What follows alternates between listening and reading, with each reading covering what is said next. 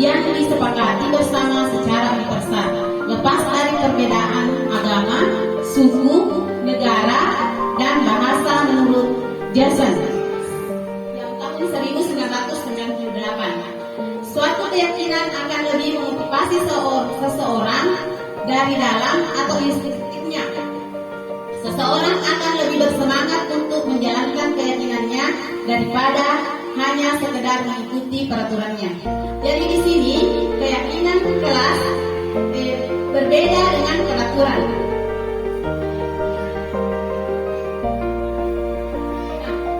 Di sini peraturan biasanya kita melakukan biasanya kata-kata itu seperti selalu kembalikan buku pada tempatnya.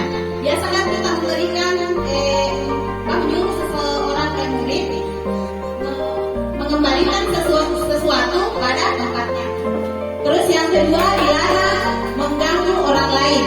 Yang ketiga, dilarang buang sampah sembarangan. Yang keempat, berdoa sebelum belajar. Dan yang terakhir, selalu berpakaian rapi. Di peraturan ini ada tertera pada tata tertib sekolah atau tata tertib kelas. Terus kalau keyakinan kelas, tanggung jawab. Di sini kita membuat anak didik kita untuk bertanggung jawab. Terus yang kedua, menghormati diri sendiri dan orang lain. Terkadang kita dalam membuat keyakinan kelas, kita menyuruh siswa kita atau murid kita untuk memberikan hal-hal apa saja yang bisa menghormati atau saling menghargai di dalam kelas. Terus yang ketiga, tanggung jawab. Kemudian ada religius dan disiplin.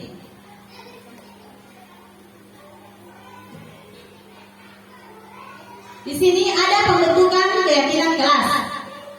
Yang pertama itu keyakinan kelas bersifat lebih abstrak daripada peraturan yang lebih rinci dan konkret. Keyakinan kelas berupa pernyataan universal. Keyakinan kelas hendaknya tidak terlalu banyak sehingga mudah dipahami dan diingat.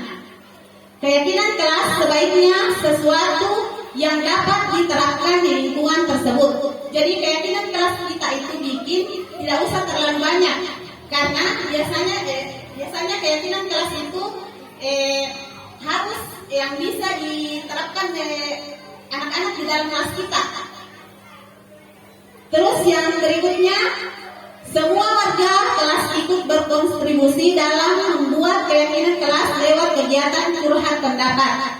Bersedia meninjau kembali keyakinan kelas dari waktu ke waktu. Di sini keyakinan kelas kita dapat melakukan dengan cara anak-anak yang diberi kesempatan untuk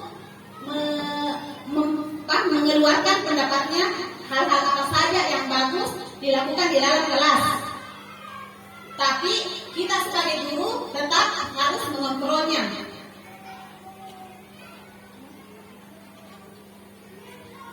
Sekarang di sini kita masuk di segitiga restitusi. Di segitiga restitusi ini, proses menciptakan kondisi bagi murid untuk memperbaiki kesalahan mereka, sehingga mereka bisa kembali pada kelompok mereka dengan karakter yang lebih kuat. Mulai restitusi guru pendapat, kita lihat yang pertama itu membantu murid menjadi lebih memiliki tujuan, disiplin positif, serta memuliakan dirinya setelah berbuat salah. Yang kedua, membantu murid untuk jujur pada diri sendiri dan mengevaluasi dampak dari kesalahan yang dilakukan. Di segitiga restitusi ini ada 3 hal yang harus kita terapkan. Yang pertama itu menstabilkan identitas. Di sini menstabilkan identitas, setiap orang pasti pernah melakukan kesalahan. Jadi kata-kata itulah untuk menstabilkan identitas.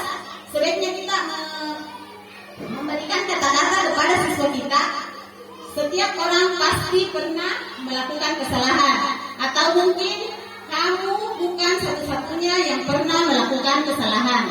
Terus yang kedua itu, setelah kita menstabilkan identitas, kita melakukan validasi tindakan yang salah. Kita melihat salah apa yang telah diperbuat oleh siswa kita. Dan di situ bisa kita melakukan memberikan kata-kata, adakah cara yang lebih efektif untuk mendapatkan apa yang kamu butuhkan? Atau kamu tentu punya alasan mengapa kamu lakukan. Terkadang kita memberi hukuman kepada anak-anak tanpa kita mengetahui kenapa dia melakukan hal seperti itu. Terus yang terakhir itu, yang ketiga, menanyakan keyakinan. Tadi kan kita sudah membuat keyakinan kelas. Setelah itu kita sebagai guru harus menanyakan keyakinan. Keyakinan apa yang sudah kita lakukan, yang sudah kita bikin di dalam kelas. Kalau anak-anak, contohnya anak-anak membuat kesalahan, kita bertanya, keyakinan apa nak yang pernah kita bikin dalam kelas? Contoh, dia ribut di saat yang main.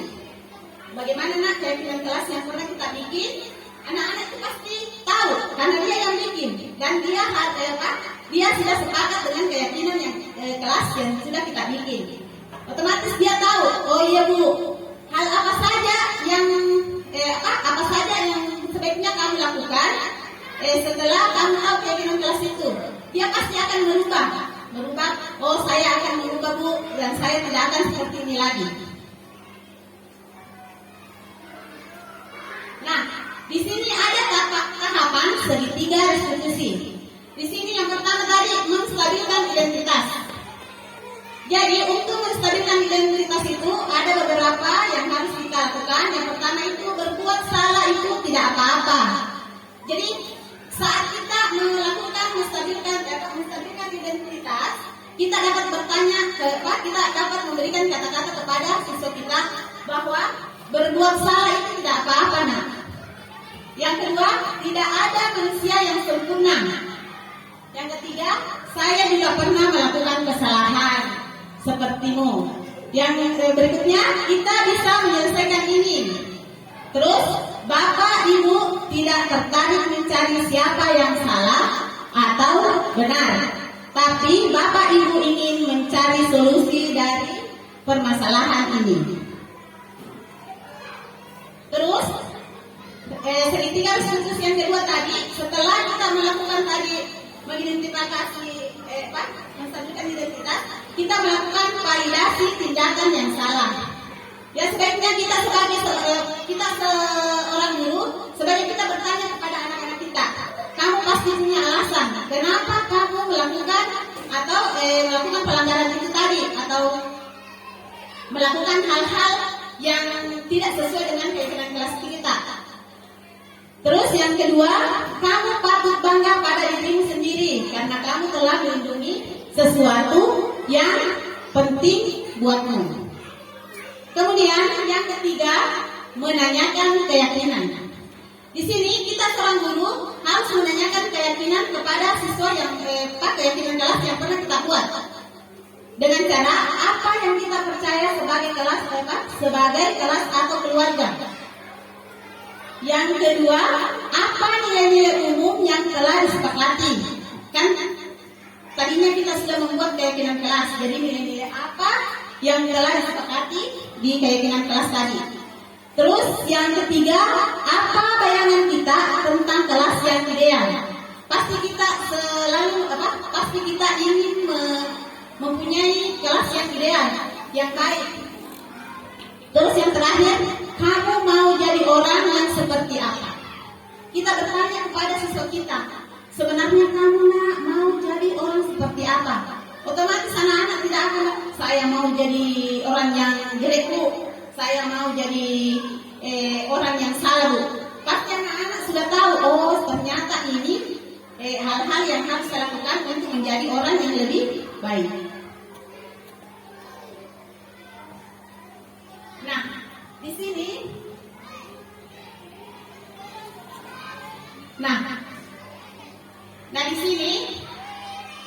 kami sudah memaparkan budaya-budaya positif yang ada yang pernah kita dapat di calon juru penggerak ini. Mungkin di antara teman-teman ada yang ingin bertanya atau memberikan masukan atau saran kepada kami. Dipersilakan, Bu. Assalamualaikum warahmatullahi wabarakatuh. Terima kasih atas kesempatan yang diberikan kepada saya.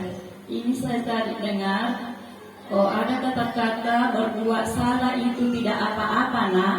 Ini menurut saya, kalau kita paparkan kata-kata ini berbuat salah itu tidak apa-apa, nak. Kalau kepada siswa, mungkin anak-anak bilang,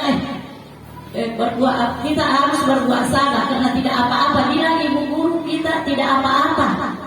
Kalau menurut saya, Bu, kata-kata ini jangan dilontarkan kepada anak. Tidak salah, nak. Berbuat salah itu tidak apa-apa, nak. Yang seharusnya di situ ibu katakan, nak, itu berbuat salah itu lumrah. Karena kita itu manusia, tempatnya salah. Yang tidak pernah berbuat salah itu adalah malaikat.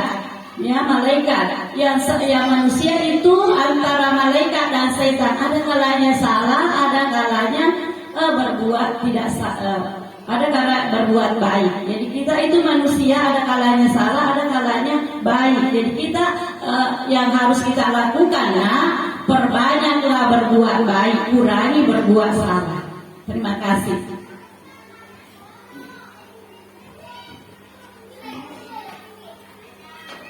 Untuk saran dari Ibu, mungkin mau disangka sama teman.